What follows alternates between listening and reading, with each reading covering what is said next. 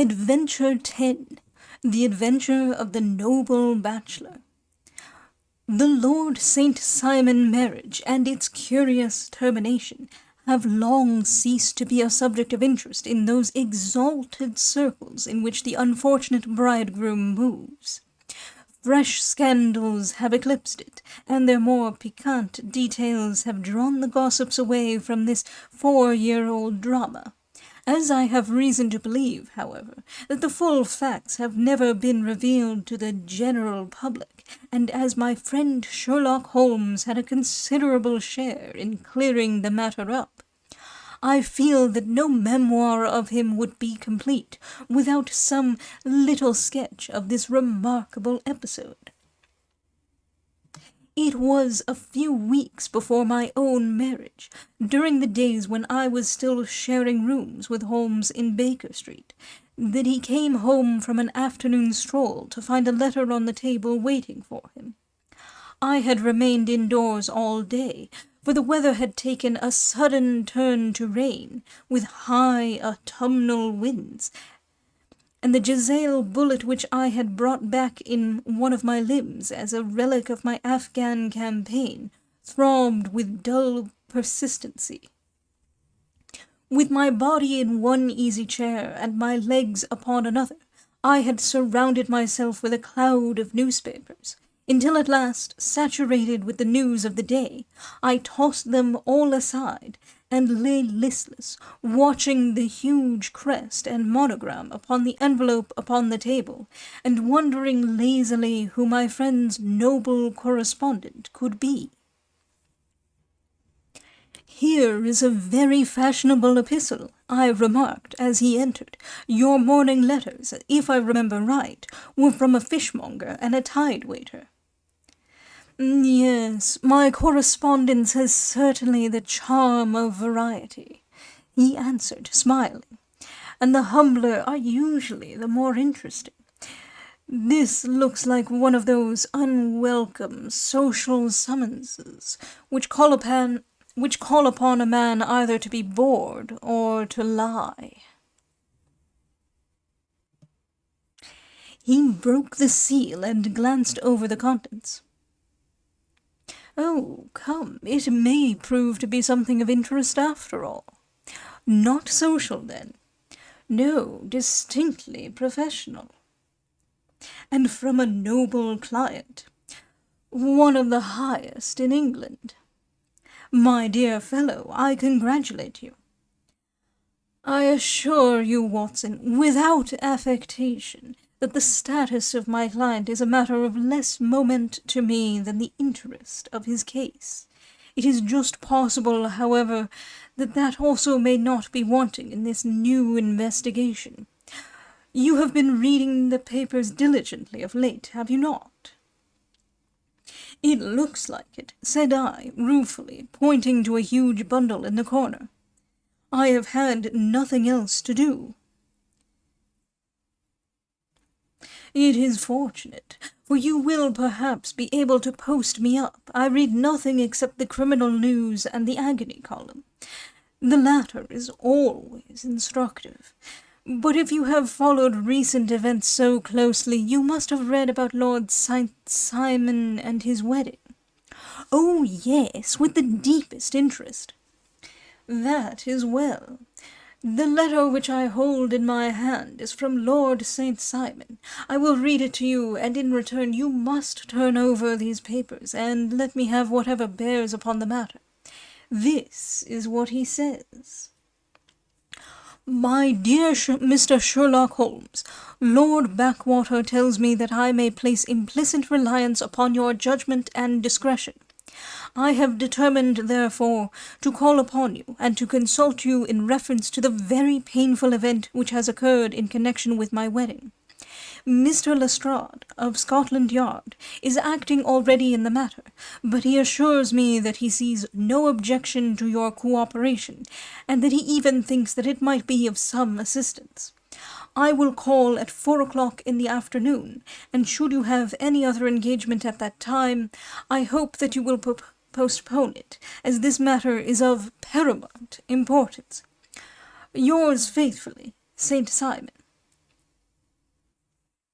It is dated from Grosvenor Mansions, written with a quill pen, and the noble lord has had the misfortune to get a smear of ink upon the outer side of his right little finger," remarked Holmes as he folded up the epistle.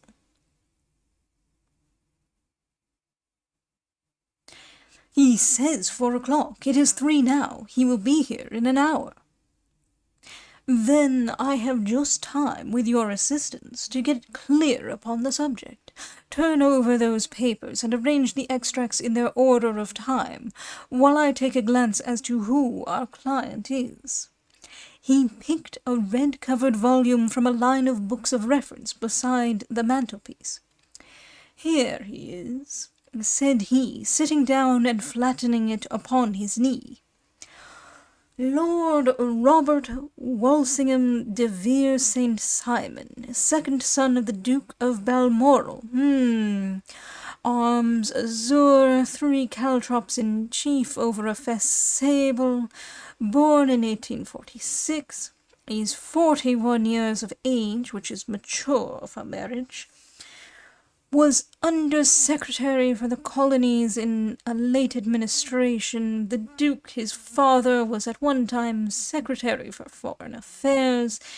They inherit Plantagenet blood by direct descent and Tudor on the distaff side. Ha!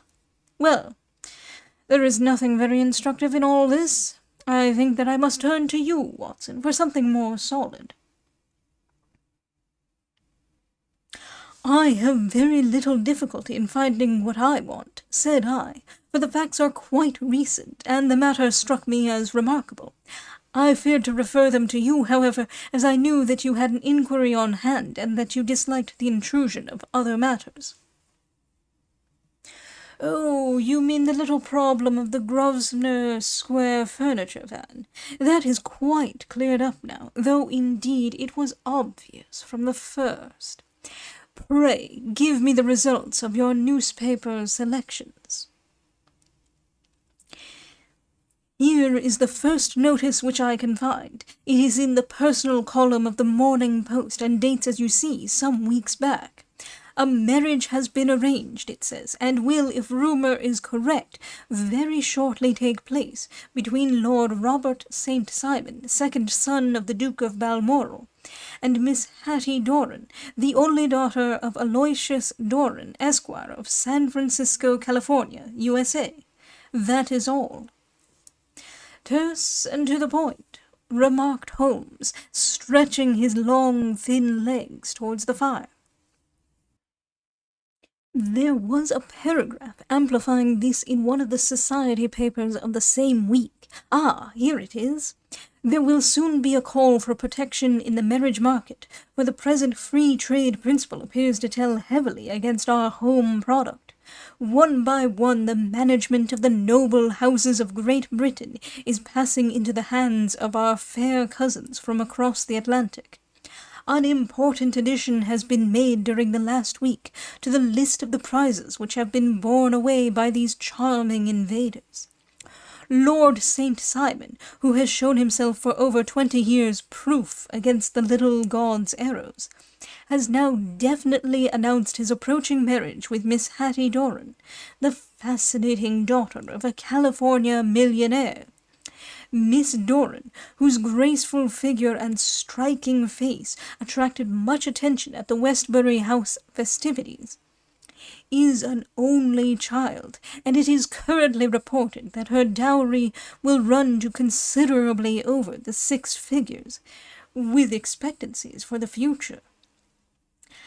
As it is an open secret that the Duke of Balmoral has been compelled to sell his pictures within the last few years, and as Lord St. Simon has no property of his own, save the small estate of Birchmoor, it is obvious that the Californian heiress is not the only gainer by an alliance which will enable her to make the easy and common transition from a Republican lady to a British peeress.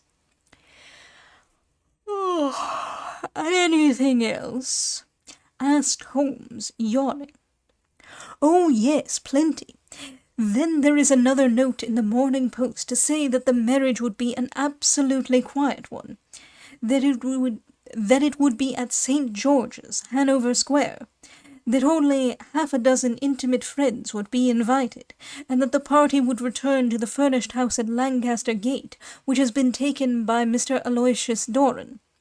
2 days later, that is on Wednesday last, there is a curt announcement that the wedding had taken place, and that the honeymoon would be passed at Lord Backwater's place, near Petersfield.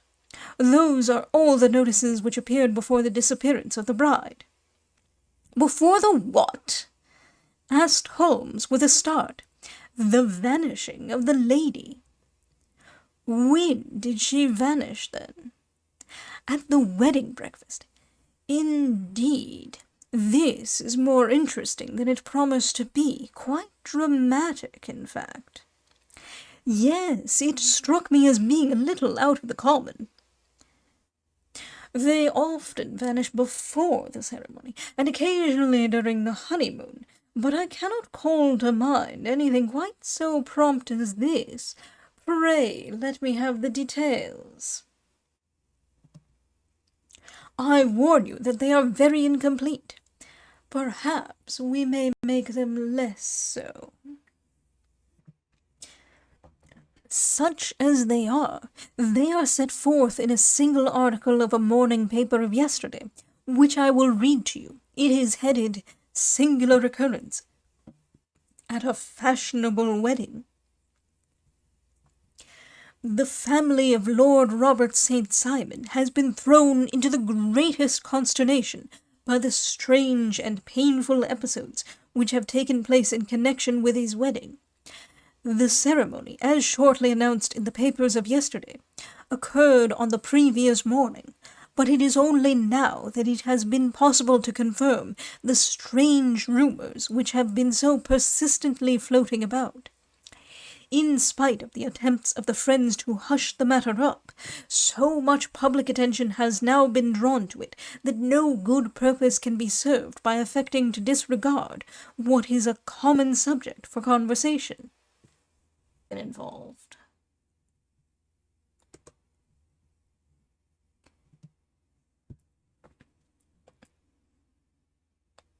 The ceremony, which was performed at St. George's, Hanover Square, was a very quiet one, no one being present save the father of the bride, Mr. Aloysius Doran, the Duchess of Balmoral, Lord Backwater, Lord Eustace, and Lady Clara St. Simon, the younger brother and sister of the bridegroom, and Lady Alicia Whittington. The whole party proceeded afterwards to the house of Mr. Aloysius Doran, at Lancaster Gate, where breakfast had been prepared. It appears that some little trouble was caused by a woman, whose name has not been ascertained, who endeavoured to force her way into the house after the bridal party, alleging that she had some claim upon Lord St. Simon. It was only after a painful and prolonged scene that she was ejected by the butler and the footman.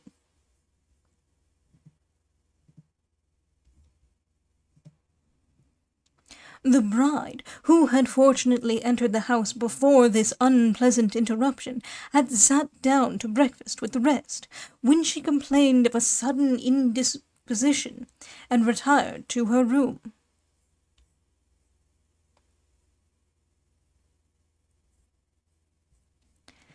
Her prolonged absence having caused some comment, her father followed her, but learned from her maid that she had only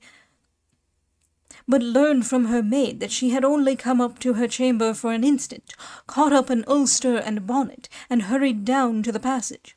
One of the footmen declared that he had seen a lady leave the house thus apparelled, but had refused to credit that it was his mistress, believing her to be with the company. On ascertaining that his daughter had disappeared, Mr. Aloysius Doran, in conjunction with the bridegroom, instantly put themselves into communication with the police, and very energetic inquiries are being made, which will probably result in a speedy clearing up of this very singular business. Up to a late hour last night, however, nothing had transpired as to the whereabouts of the missing lady. There are rumours of foul play in the matter, and it is said that the police have caused the arrest of the woman who had caused the original disturbance, in the belief that, from jealousy or some other motive, she may have been concerned in the strange disappearance of the bride.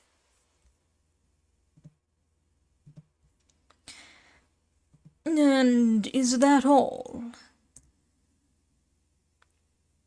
Only one little item in another of the morning papers, but it is a suggestive one.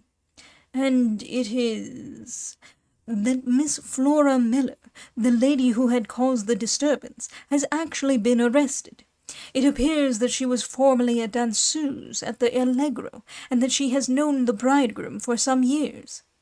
There are no further particulars, and the whole case is in your hands now, so far as it has been set forth in the public press. And an exceedingly interesting case it appears to be. I would not have missed it for worlds. But there is a ring at the bell, Watson, and as the clock makes it a few minutes after 4, I have no doubt that this will prove to be our noble client. Do not dream of going, Watson, for I very much prefer having a witness, if only as a check to my own memory.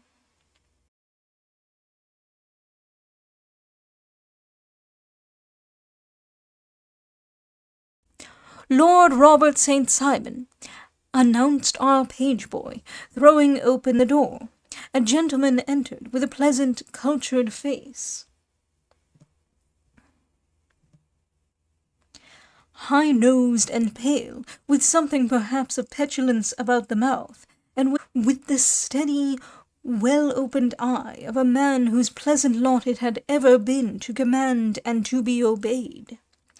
His manner was brisk, and yet his general appearance gave an undue impression of age, for he had a slight forward stoop and a little bend of the knees as he walked. His hair, too, as he swept off his very curly-brimmed hat, was grizzled round the edges and thin upon the top. As to his dress, it was careful to the verge of foppishness, with high collar, black frock-coat, white waistcoat, yellow gloves, patent leather shoes, and light-coloured gaiters. He advanced slowly into the room, turning his head from left to right, and swinging in his right hand the cord which held his golden eyeglasses. "Good day, Lord St. Simon," said Holmes, rising and bowing. "Pray take the basket-chair. This is my friend and colleague, Dr. Watson. Draw up a little to the fire, and we will talk this matter over." "A most painful matter to me, as you can most readily imagine, Mr. Holmes. I have been cut to the quick. I understand that you have already managed several delicate cases of this sort, sir, though I presume that they were hardly from the same class of society." "No, I am descending. I beg pardon. My last client of the sort was a king." "Oh, really? I had no idea. And which king?" "The king of Scandinavia."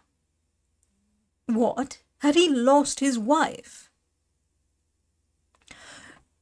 "You can understand," said Holmes suavely, "that I extend to the affairs of my other clients the same secrecy which I promise to you in yours." "Of course, very right, very right. I'm sure I beg your pardon." "As to my own case, I am ready to give you any information which may assist you in forming an opinion." "Thank you. I have already learned all that is in the public prints, nothing more. I presume that I may take it as correct, this article, for example, as to the disappearance of the bride." Lord St. Simon glanced over it. "Yes, it is correct as far as it goes." but it needs a great deal of supplementing before anyone could offer an opinion. I think that I may arrive at my facts more directly by questioning you. Pray do so. When did you first meet Miss Hattie Doran? In San Francisco a year ago. You were traveling in the States? Yes. Did you become engaged then? No. But you were on a friendly footing. I was amused by her society, and she could see that I was amused. Her father is very rich. He is said to be the richest man on the Pacific Slope. And how did he make his money? In mining. He had nothing a few years ago. Then he struck gold, invested it, and came up by leaps and bounds. Now, what is your impression as to the young lady's, your wife's, character? The nobleman swung his glasses a little faster and stared down into the fire. You see, Mr. Holmes, said he, my wife was 20 before her father became a rich man. During that time she ran free in a mining camp, and wandered through woods or mountains, so that her education has come from nature rather than from the schoolmaster. She is what we call in England a tomboy, with a strong nature, wild and free, unfettered by any sort of traditions. She is impetuous, volcanic, I was about to say. She is swift in making up her mind, and fearless in carrying out her resolutions. On the other hand, I would not have given her the name which I have the honour to bear. He gave a little stately cough. Had not I thought her to be, at bottom, a noble woman? I believe that she is capable of heroic self-sacrifice, and that anything dishonourable would be repugnant to her. Have you her photograph? I brought this with me. He opened a locket and showed us the full face of a very lovely woman. It was not a photograph, but an ivory miniature, and the artist had brought out the full effect of the lustrous black hair, the large dark eyes, and the exquisite mouth. Holmes gazed long and earnestly at it. Then he closed the locket and handed it back to Lord St. Simon. The young lady came to London, then, and you renewed your acquaintance. Yes, her father brought her over for this last London season. I met her several times, became engaged to her, and have now married her. She brought, I understand, a considerable dowry. A fair dowry. Not more than is usual in my family. And this, of course, remains to you, since the marriage is a fait accompli. I really have made no inquiries on the subject. Very naturally not. Did you see Miss Doran on the day before the wedding? Yes. Was she in good spirits? Never better. She kept talking of what we should do in our future lives. Indeed, that is very interesting. And on the morning of the wedding? She was as bright as possible, at least until after the ceremony. And did you observe any change in her then? Well, to tell the truth, I saw then the first signs that I had ever seen that her temper was just a little sharp. The incident, however, was too trivial to relate, and can have no possible bearing upon the case. Pray let us have it, for all that. Oh, it is childish. She dropped her bouquet as we went towards the vestry. She was passing the front pew at the time, and it fell over into the pew. There was a moment's delay, but the gentleman in the pew handed it up to her again, and it did not appear to be the worse for the fall. Yet when I spoke to her of the matter, she answered me abruptly, and in the carriage, on our way home, she seemed absurdly agitated over this trifling cause. Indeed, you say that there was a gentleman in the pew. Some of the general public were present then. Oh, yes, it is impossible to exclude them when the church is open. This gentleman was not one of your wife's friends. No, no, I call him a gentleman by courtesy, but he was quite a common-looking person. I hardly noticed his appearance, but really I think that we are wandering rather far from the point. Lady St. Simon, then, returned from the wedding in a less cheerful frame of mind than she had gone to it. What did she do on re-entering her father's house? I saw her in conversation with her maid. And who is her maid? Alice is her name. She is an American, and came from California with her. A confidential servant? A little too much so. It seemed to me that her mistress allowed her to take great liberties. Still, of course, in America they look upon these things in a different way. How long did she speak to this Alice? Oh, a few minutes. I had something else to think of.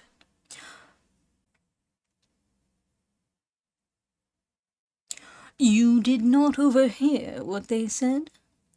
Lady St. Simon said something about jumping a claim. She was accustomed to use slang of the kind. I have no idea what she meant.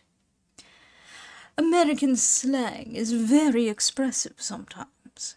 And what did your wife do when she finished speaking to her maid? She walked into the breakfast room. On your arm? No. No, alone. She was very independent in little matters like that. Then, after we had sat down for 10 minutes or so, she rose hurriedly, muttered some words of apology, and left the room. She never came back. But this maid Alice, as I understand, deposes that she went to her room, covered her bride's dress with a long ulster, put on a bonnet, and went out.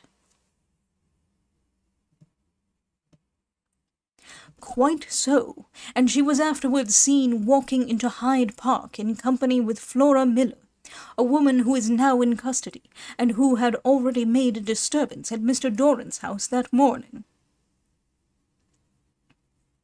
Ah, yes, I should like a few particulars as to this young lady, and your relations to her.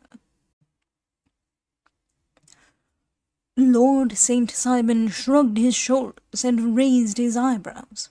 We have been on a friendly footing for some years. I may say on a very friendly footing. She used to be at the Allegro. I have not treated her ungenerously, and she has no just cause of complaint against me. But you know what women are, Mr. Holmes. Flora was a dear little thing, but exceedingly hot-headed and devotedly attached to me. She wrote me dreadful letters when she heard that I was about to be married. And to tell the truth, the reason why I had the marriage celebrated so quietly was that I feared lest there might be a scandal in the church. She came to Mr. Doran's door just after we returned, and she endeavoured to push her way in, uttering very abusive expressions towards my wife, and even threatening her. But I had foreseen the possibility of something of the sort, and I had 2 police fellows there in private clothes, who soon pushed her out again. She was quiet when she saw that there was no good in making a row. Did your wife hear all this? No, thank goodness she did not. And she was seen walking with this very woman afterwards. Yes, that is what Mr. Lestrade of Scotland Yard looks upon as so serious. It is thought that Flora decoyed my wife out and laid some terrible trap for her. Well, it is a possible supposition. You think so too? I did not say a probable one. But you do not yourself look upon this as likely? I do not think Flora would hurt a fly. Still, jealousy is a strange transformer of characters. Pray, what is your own theory as to what took place? Well, really, I came to seek a theory, not to propound one. I have given you all the facts. Since you ask me, however, I may say that it has occurred to me as possible that the excitement of this affair, the consciousness that she had made so immense a social stride, and the effect of causing some had the effect of causing some little nervous disturbance in my wife. In short, that she had become suddenly deranged. Well, really, when I consider that she has turned her back, I will not say upon me, but upon so much that many have aspired to without success, I can hardly explain it in any other fashion. Well, certainly, that is also a conceivable hypothesis, said Holmes, smiling. And now, Lord St. Simon, I think that I have nearly all my data. May I ask whether you were seated at the breakfast table so that you could see out of the window? We could see the other side of the road and the park. Quite so. Then I do not think that I need to detain you longer. I shall communicate with you. Should you be fortunate enough to solve this problem, said our client, rising. I have solved it. Eh? What was that? I say that I have solved it. Where then is my wife? That is a detail which I shall speedily supply. Lord St. Simon shook his head. I am afraid that it will take wiser heads than yours or mine, he remarked, and bowing in a stately, old-fashioned manner, he departed. It is very good of Lord St. Simon to honour my head by putting it on a level with his own, said Sherlock Holmes, laughing. I think that I shall have a whisky and soda and a cigar after all this cross-questioning. I had formed my conclusions as to the case before our client came into the room. My dear Holmes, I have notes of similar cases, though none, as I remarked before, which were quite as prompt. My whole examination served to turn my conjecture into a certainty. Circumstantial evidence is occasionally very convincing, as when you find a trout in the milk, to quote Thoreau's example. But I have heard all that you have heard. Without, however, the knowledge of pre-existing cases, which serves me so well. There was a parallel instance in Aberdeen some years back, and something on very much the same lines at Munich the year after the Franco-Prussian War. It is one of those cases. But, hello, here is Lestrade. Good afternoon, Lestrade. You will find an extra tumbler upon the sideboard, and there are cigars in the box. The official detective was attired in a pea-jacket and cravat, which gave him a decidedly nautical appearance, and he carried a black canvas bag in his hand. With a short greeting, he seated himself and lit the cigar which had been offered to him. "What's up, then?" asked Holmes, with a twinkle in his eye. "You look dissatisfied." "And I feel dissatisfied. It is this infernal St. Simon marriage case. I can make neither head nor tail of the business." "Really, you surprise me." "Who ever heard of such a mixed affair? Every clue seems to slip through my fingers. I have been at work upon it all day." "And very wet it seems to have made you," said Holmes, laying his hand upon the arm of the pea-jacket. "Yes, I have been dragging the serpentine. In heaven's name, what for? In search of the body of Lady St. Simon.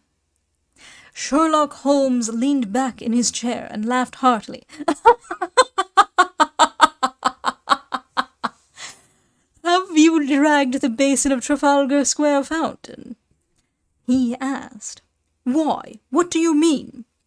Because you have just as good a chance of finding this lady in the one as in the other. Lestrade shot an angry glance at my companion. I suppose you know all about it, he snarled. Well, I have only just heard the facts, but my mind is made up. Oh, indeed. Then you think that the Serpentine plays no part in the matter? I think it very unlikely. Then perhaps you will kindly explain how it is that we found this in it.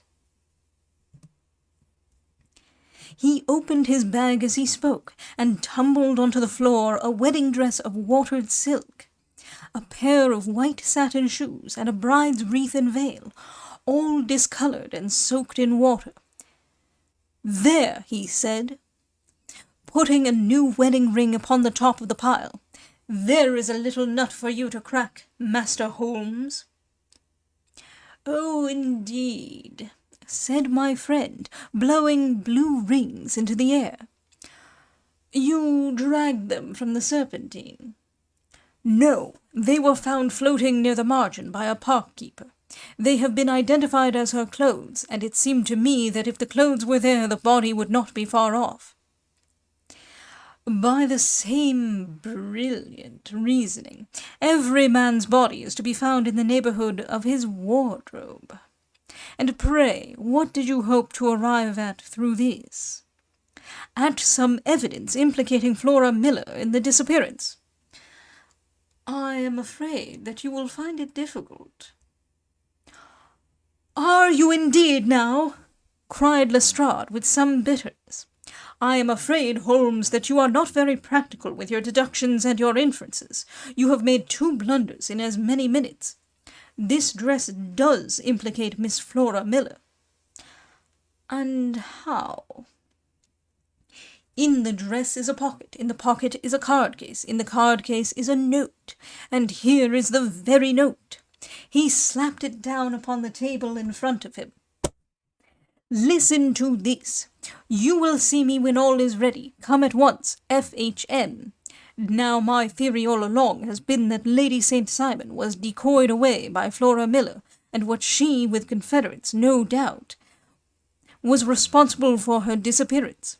Here, signed with her initials, is the very note which was no doubt quietly slipped into her hand at the door, and which lured her within their reach. Very good, Lestrade, said Holmes, laughing. You really are very fine indeed.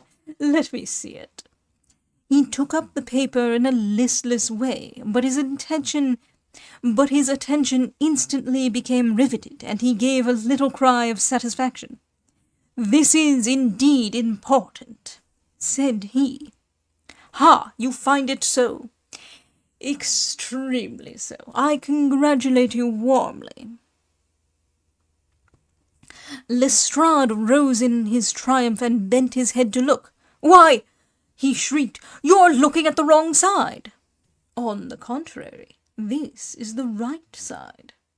The right side? You're mad. Here is the note written in pencil over here. And over here is what appears to be the fragment of a hotel bill, which interests me deeply. There's nothing in it. I looked at it before, said Lestrade. October 4th, rooms 8 shillings, breakfast 2 shillings 6 pence, cocktail 1 shilling, lunch 2 shillings 6 pence, glass sherry 8 pence. I see nothing in that. Very likely not. It is most important all the same. As to the note, it is important also, or at least the initials are, so I congratulate you again. I've wasted time enough, said Lestrade, rising. I believe in hard work and not in sitting by the fire spinning fine theories. Good day, Mr. Holmes, and we shall see which gets to the bottom of the matter first." He gathered up the garments, thrust them into the bag, and made for the door.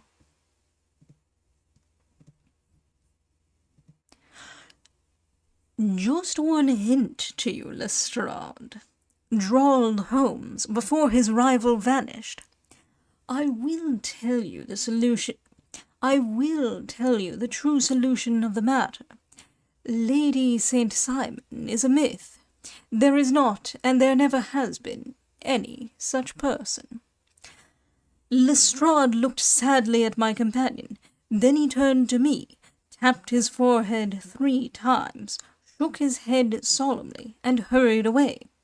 He had hardly shut the door behind him when Holmes rose and put on his overcoat. "There is something in what the fellow says about outdoor work," he remarked, "so I think, Watson, that I must leave you to your papers for a little." It was after 5 o'clock when Sherlock Holmes left me, but I had no time to be lonely, for within an hour there arrived a confectioner's man with a very large flat box. This he unpacked with the help of a youth whom he had brought with him, and presently, to my very great astonishment, a quite epicurean little cold supper began to be laid out upon our humble lodging-house mahogany.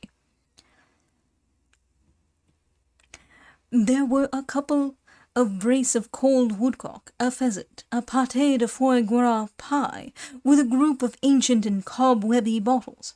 Having laid out all these luxuries, my 2 visitors vanished away, like the genii of the Arabian Nights, with no explanation save that the things had been paid for and were ordered to this address. Just before 9 o'clock, Sherlock Holmes stepped briskly into the room. His features were gravely set, but there was a light in his eye which made me think that he had not been disappointed in his conclusions. "They have laid the supper, then," he said, rubbing his hands. "You seem to expect company. They have laid for 5. "Yes, I fancy we may have some company dropping in," said he. "I am surprised that Lord St. Simon has not already arrived. Ah!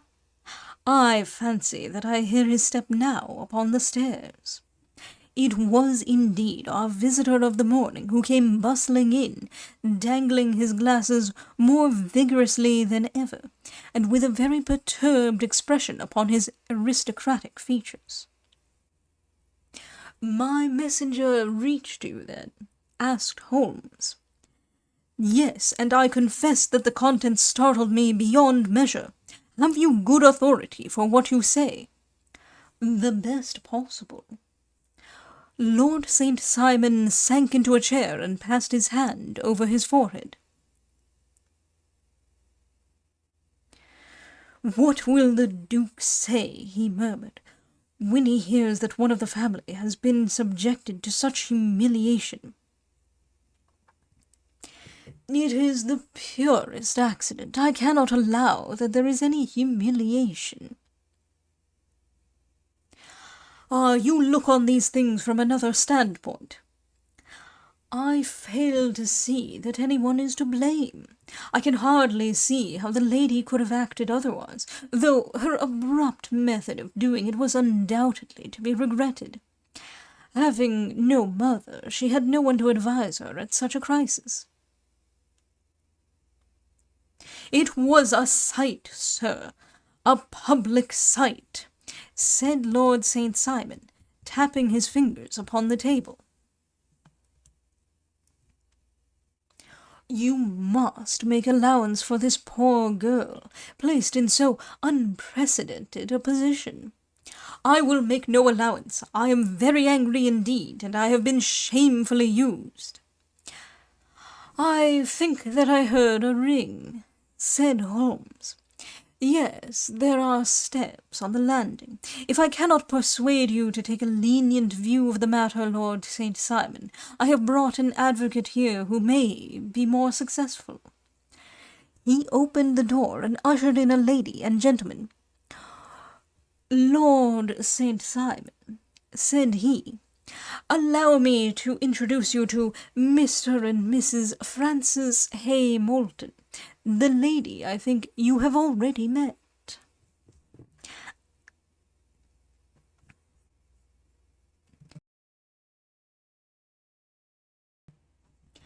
At the sight of these newcomers, our client had sprung from his seat and stood very erect, with his eyes cast down and his hand thrust into the breast of his frock-coat, a picture of offended dignity. The lady had taken a quick step forward and had held out her hand to him, but he still refused to raise his eyes. It was as well for his resolution, perhaps, for her pleading face was one which it was hard to resist. "You're angry, Robert," said she. "Well, I guess you have every cause to be." "Pray make no apology to me," said Lord St. Simon bitterly.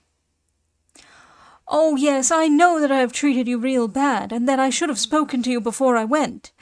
But I was kind of rattled, and from the time when I saw Frank here again, I just didn't know what I was doing or saying.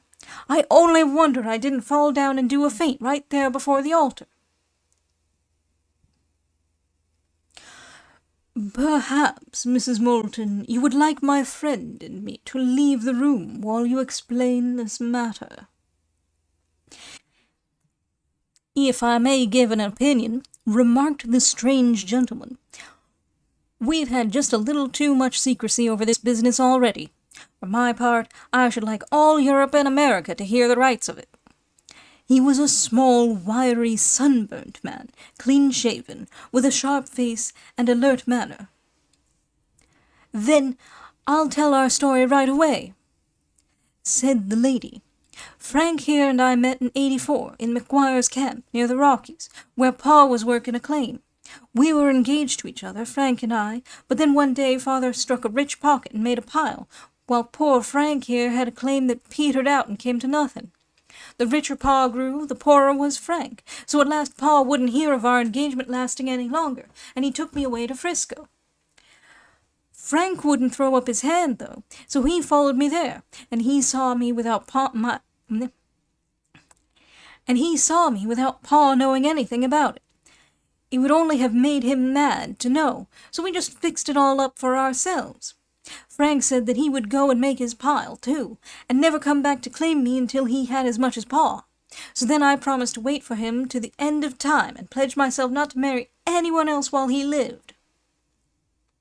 "Why shouldn't we be married right away, then?" said he, "and then I will feel sure of you, and I won't claim to be your husband until I come back." Well, we talked it over, and he had fixed it all up so nicely, with a clergyman all ready and waiting, that we just did it right there. And then Frank went off to seek his fortune, and I went back to Pa. The next I heard of Frank was that he was in Montana, and then he went prospecting in Arizona, and then I heard of him from New Mexico.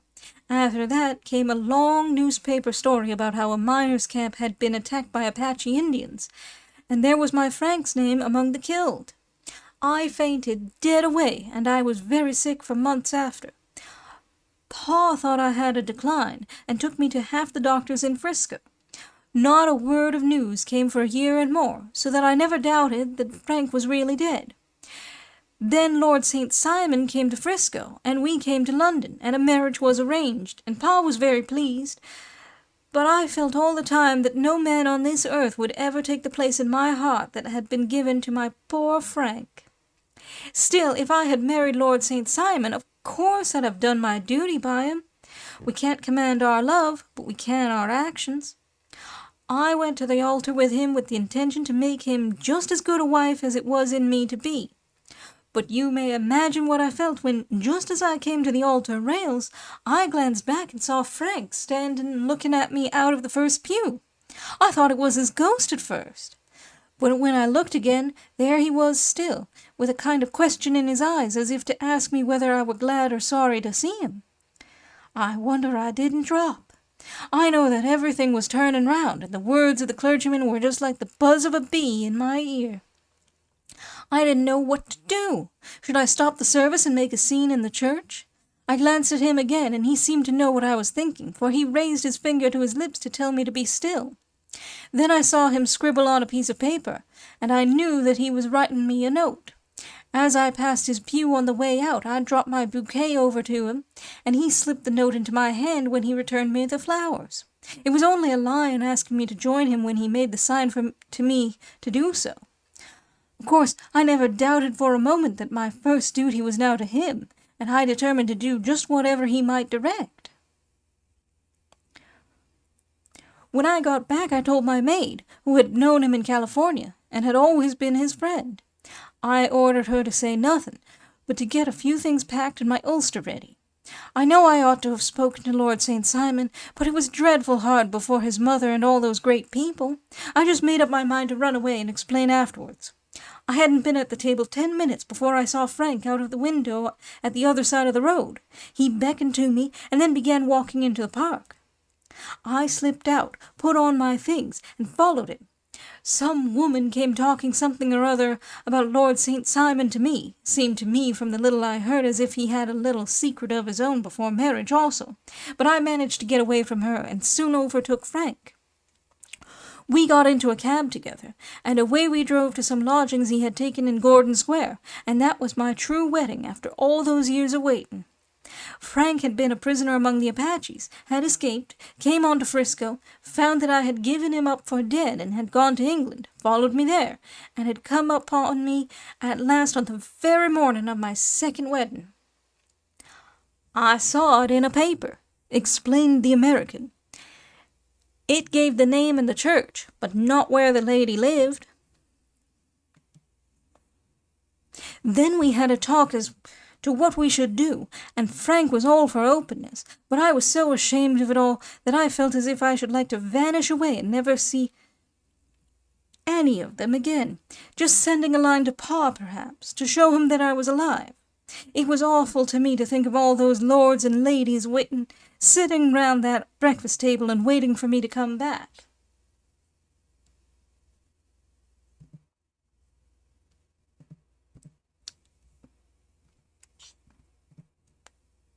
So Frank took my wedding clothes and things and made a bundle of them, so that I should not be traced,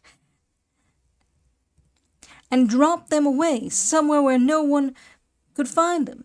It is likely that we should have gone on to Paris tomorrow, only that this good gentleman, Mr. Holmes, came round to us this evening, though how he found us is more than I can think, and he showed us very clearly and kindly that I was wrong and Frank was right, and that we should be putting ourselves in the wrong if we were so secret. Then he offered to give us a chance of talking to Lord St. Simon alone, and so we came right away round to his rooms at once. Now, Robert, you have heard it all, and I am very sorry if I have given you pain, and I hope that you do not think very meanly of me. Lord St. Simon had by no means relaxed his rigid attitude, but had listened with a frowning brow and a compressed lip to this long narrative. "Excuse me," he said, "but it is not my custom to discuss my most intimate personal affairs in this public manner." "Then you won't forgive me? You won't shake hands before I go?" "Oh, certainly, if it would give you any pleasure."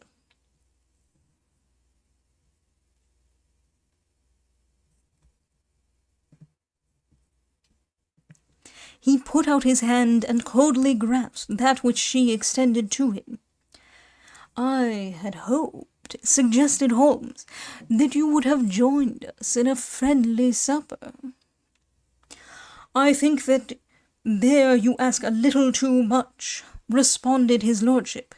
"I may be forced to acquiesce in these recent developments, but I can hardly be expected to make merry over them. I think that, with your permission, I will now wish you all a very good night." He included us all in a sweeping bow and stalked out of the room. "Then I trust that you, at least, will honor me with your company," said Sherlock Holmes. "It is always a joy to meet an American, Mr. Moulton, for I am one of those who believe that the folly of a monarch and the blundering of a minister in far-gone years will not prevent our children from being some day citizens of the same world-wide country under a flag which shall be a quartering of the Union Jack with the stars and stripes. The case has been an interesting one, remarked Holmes when our visitors had left us, because it serves to show very clearly how simple the explanation may be of an affair which at first sight seems to be almost inexplicable. Nothing could be more natural than the sequence of events as narrated by this lady, and nothing stranger than the result when viewed, for instance, by Mr. Lestrade of Scotland Yard.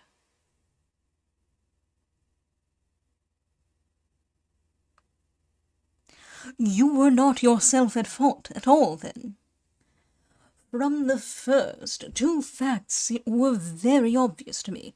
The one that the lady had been quite willing to undergo the wedding ceremony, the other that she had repented of it within a few minutes of returning home. Obviously something had occurred during the morning, then, to cause her to change her mind. What could that something be? She could not have spoken to anyone when she was out, for she had been in the company of the bridegroom. Had she seen someone, then? If she had, it must be someone from America, because she had spent so short a time in this country that she could hardly have allowed anyone to acquire so deep an influence over her that the mere sight of him would induce her to change her plans so completely. You see, we have already arrived, by a process of exclusion, at the idea that she might have seen an American. Then who could this American be, and why should he possess so much influence over her? It might be a lover. It might be a husband. Her young womanhood had, I knew, been spent in rough scenes and under strange conditions. So far I had got before I ever heard Lord St. Simon's narrative. When he told us of a man in a pew, of the change in the bride's manner, of so transparent a device for obtaining a note as the dropping of a bouquet, of her resort to her confidential maid, and of her very significant allusion to claim-jumping, which in miners' parlance means taking possession of that which another person has a prior claim to, the whole situation became absolutely clear. She had gone off with a man, and the man was either a lover or was a previous husband, the chances being in favour of the latter. And how in the world did you find them? It might have been difficult, but friend Lestrade held information in his hands the value of which he did not himself know. The initials were, of course, of the highest importance, but more valuable still was it to know that within a week he had settled his bill. But more valuable still was it to know that within a week he had settled his bill at one of the most select London hotels. How did you deduce the select? By the select prices. 8 shillings for a bed and 8 pence for a glass of sherry pointed to one of the most expensive hotels. There are not many in London which charge at that rate. In the second one, which I visited in Northumberland Avenue, I learned by an inspection of the book that Francis H. Moulton, an American gentleman, had left only the day before, and on looking over the entries against him, I came upon the very items which I had seen in the duplicate bill. His letters were to be forwarded to 226 Gordon Square. So thither I travelled, and being fortunate enough to find the loving couple at home, I ventured to give them some paternal advice, and to point out to them that it would be better in every way that they should make their position a little clearer, both to the general public and to Lord St. Simon in particular. I invited them to meet him here, and as you see, I made him keep the appointment. But with no very good result, I remarked. His conduct was certainly not very gracious. Ah, Watson, said Holmes, smiling, perhaps you would not be very gracious either, if, after all the trouble of wooing and wedding, you found yourself deprived in an instant of wife and of fortune. I think that we may judge Lord St. Simon very mercifully, and thank our stars that we are never likely to find ourselves in the same position.